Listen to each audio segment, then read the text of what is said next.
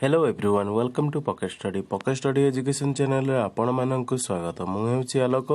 आज आम देखा रेवेन्यू इन्स्पेक्टर परीक्षा पे किसी प्रश्न उत्तर तेज पॉसिबल क्वेश्चन गुड़िक देखा पूर्व जे मैंने आम चैनल को एवं पर्यटन सब्सक्राइब करना बर्तमान सब्सक्राइब करनी पाखे बेल आइकन को निश्चिंत प्रेस कर दिंतु जहाँफल आप लेटेस्ट नोटिफिकेशन जल्दी जल्दी पाइपर। तेज चलतु आरंभ करवा। प्रथम क्वेश्चन टी देखिबा। प्रथम क्वेश्चन टी देछि the red fort was build by option थिला अकबर, जहांगीर, शाहजहां, शेरशाह। तो यार सठिक उत्तर हेउछि ऑप्शन सी शाहजहां। तो शाहजहां बनैतिले रेड फोर्ट को। से भले भाबरे आउ केते गुडी आर्किटेक्चरल को बिल्ड करथिले शाहजहां, से गुडी को देखिबा। तो प्रथम रहिछि हमर जामा मस्जिद। तो जामा मस्जिद को बनैतिले शाहजहां। से भले भाबरे मोती मस्जिद को मध्ये बनैतिले शाहजहां। से भले भाबरे शालीमार गार्डन आउ आग्रा फोर्ट को मध्य बनैतिले शाहजहां। परवर्ती क्वेश्चन टी देखिबा। परवर्ती क्वेश्चन टी हमर देछि who put an end to the system of dual government in Bengal. Option थिला lord Clive, Warren Hastings, lord Bentinck, lord Irwin. तो यार सठिक उत्तर हेउछि वारेन हेस्टिंग्स। तो वारेन हेस्टिंग्स अबोलिश करथिले dual government system in Bengal. तो ताकू स्टार्ट प्रथमे करथिले बा एस्टैब्लिश करथिले रॉबर्ट क्लाइव। तो रॉबर्ट क्लाइव एस्टैब्लिश करथिले dual government system in Bengal आउ ताकू अबोलिश करथिले वारेन हेस्टिंग्स। परवर्ती प्रश्नटी देखिबा। परवर्ती प्रश्नटी हमर देछि swaraj as a national demand was first made by who among the following. Option थिला बाल गंगाधर तिलक, दादा भाई नारोजी, जवाहरलाल नेहरू, चित्तरंजन दास। तो यार सठिक उत्तर हेउछि ऑप्शन बी दादा भाई नारोजी। तो दादा भाई नारोजी प्रथमे स्टार्ट करथिले जाकि Swaraj as a national demand. तो माने स्वराज जो थिला नेशनल डिमांड ता प्रथमे मेड करा जायतिला बा प्रथमे स्टार्ट कर दिया जायतिला दादा भाई नारोजी द्वारा। तो सठिक उत्तर हेउछि ऑप्शन बी। परवर्ती प्रश्नटी देखिबा। परवर्ती प्रश्नटी हमर देछि when was the Indian National Congress formed. Option थिला जनवरी 1885, एप्रिल 1885, जुलाई 1885, डिसेंबर 1885। तो यार सठिक उत्तर हेउछि हमर इंडियन नेशनल कांग्रेस बा आईएनसी फॉर्म हेतिला डिसेंबर 1885। डिसेंबर 1885 रे इंडियन नेशनल कांग्रेस फॉर्म हेतिला जाकि 28 डिसेंबर 1885 रे इंडियन नेशनल कांग्रेस फॉर्म हेतिला। परवर्ती प्रश्नटी देखिबा। परवर्ती प्रश्नटी हमर देछि doctor Bhupen Hazarika began his career as a teacher in which of the following universities. Option थिला Banaras Hindu university, Dibrugarh university, Columbia university USA, Guwahati university.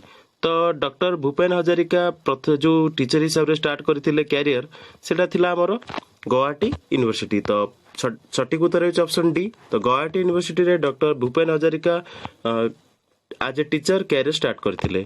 परवर्ती प्रश्न देखिबा। परवर्ती प्रश्नटी देछि the East India company was establish on 31 December 1600 as per the royal charter issued bye.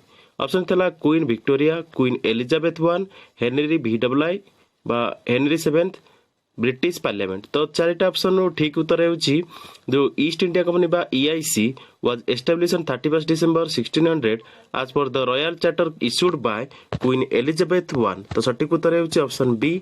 परवर्ती प्रश्नटी देखिबा।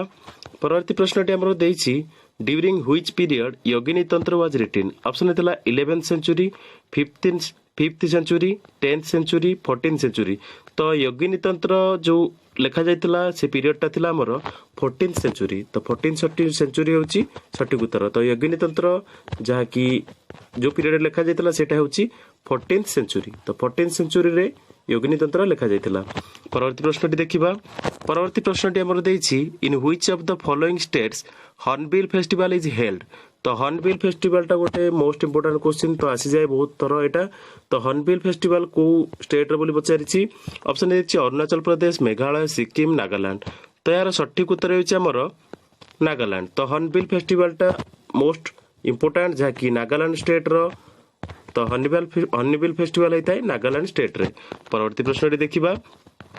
परवर्ती प्रश्नटी देछि Indian standard time is calculated on the basis of which of the following. Option थिला 23.5 degree east line of longitude, 18.5 degree east line longitude, 66.5 degree east line of longitude, 82.5 degree east line of longitude. तो सठिक उत्तर है option D जहाँकि 82.5 degree east line of longitude रे आमर रही Indian standard time जहाँकि कैलकुलेट करा जाए इंडियन स्टैंडर्ड टाइम बा आईएसटी स्टैंडर्ड जो कैलकुलेट करा जाए सेटा कैलकुलेट करा जाए on the basis of 82.5 degree east line of longitude. तो सठिक उत्तर है ऑप्शन डी। परवर्ती प्रश्न देखिबा। परवर्ती प्रश्न देछि व्हाट इज आधार। ऑप्शन देथिला a modern version of the permanent account number बा PAN, the popular name of Kisan credit card, a 12-digit individual identification number issued by the Unique Identification Authority of India, the bank account number under the Pradhan Mantri Jan Dhan Yojana। तो यार सठिक उत्तर होचे आधार टा होचे a unique digit individual identification number issued by the unique identification authority of India. तो सठिक उत्तर होचे option C. परवर्ती प्रश्नटी देखिबा। परवर्ती प्रश्नटी देछि हमरो deficit financing means that the government borrows money from the option देछि revenue department, world bank, reserve bank of India, state bank of India.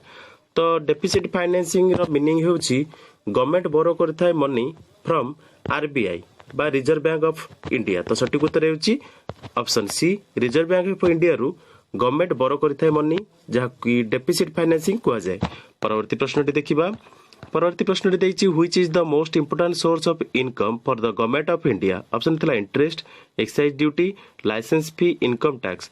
तो इंपोर्टेंट सोर्स ऑफ इनकम होछि गवर्नमेंट ऑफ इंडिया रो एटा सठिक उत्तर होछि ऑप्शन बी एक्साइज ड्यूटी। तो excise duty रो हमरो सोर्स ऑफ इनकम अधिक थाए। तो गवर्नमेंट ऑफ इंडिया रो सोर्स ऑफ इनकम मोस्टली हेइ थाए एक्साइज ड्यूटी रो। तो सठिक उत्तर होछि ऑप्शन बी। परवर्ती प्रश्नटी देखिबा। ती प्रश्नटी देछि the city to host the 2022 Olympic winter games is. तो 2022 रे जो ओलंपिक्स गेम्स हबो सेटा विंटर ओलंपिक्स गेम्स हबो ताकू सिटी होस्ट करिवो चाइना रो बेजिंग। तो सठिक उत्तर होछि ऑप्शन ए। तो ऑप्शन ए देथिला बेजिंग, सियोल, अल्माटी, हेलसिंकी। तो सठिक उत्तर होछि जो सिटीटा होस्ट करिवो 2022 ओलंपिक विंटर गेम्स ताहा होछि चाइना रो बेजिंग। परवर्ती प्रश्नटी देखिबा। परवर्ती प्रश्नटी हमर देछि Diego Garcia is an island located in. Option थिला Arabian sea, Indian ocean, Atlantic ocean, south Pacific ocean. तो डिएगो ग्रासिया हमर रहिछि इंडियन ओशन रे जहा कि लीज रे अछि यूएसए द्वारा जहा कि ब्रिटिश ओवरसीज आइलैंड गुडको ताकू लीज रे नेछि यूएसए, तार यूएसए बेस सेटा हेछि। तो Diego Garcia is an island located in the Indian ocean. परवर्ती प्रश्नटी देखिबा। परवर्ती प्रश्नटी देछि the hot dry dusty local wind of the Sahara desert is also known as. Option थिला मिस्ट्राल, चिनूक, हार्माटन, सिरोको। तो सठिक उत्तर हेउछि the hot dry dusky local wind of the Sahara desert is known as harmattan. तो सठिक उत्तर हेउछि option C. परवर्ती प्रश्नटी देखिबा। परवर्ती प्रश्नटी देछि who among the following is associated with the creations of you said it, the common man and the tunnel of time। Option थिला R K. Laxman, R K. Narayanan, Khushwant Singh, Ruskin Bond. तो सठिक उत्तर हेउछि जे कि कहितिले you said it the common man and the tunnel of time जहा कि कुआ जायतला सेटा हेउछि ऑप्शन ए हेउछि सठिक उत्तर आर.के. लक्ष्मण को द्वारा। परवर्ती प्रश्नटी देखिबा। परवर्ती प्रश्नटी देछि what is the mainstay of Indian economy.